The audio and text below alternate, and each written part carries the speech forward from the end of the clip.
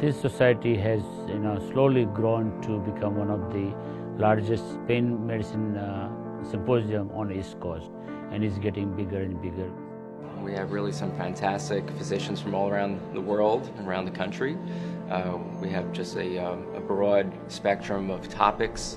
We have a training course for fellows, nurse practitioners, and physician assistants. So it really is it's a fantastic course. It's great for any practicing pain physician. What's great about the New York, New Jersey SIP is that we've been successful with our meeting that has now achieved international reputation. We have a lot of international colleagues. There's a good segment of these attendees, and the level is like something I've never seen in another regional meeting. My goal is that I reach out to all young physicians and residents and medical students and fellows that need to be prepared very well before they come out and start practicing and try to help their patients.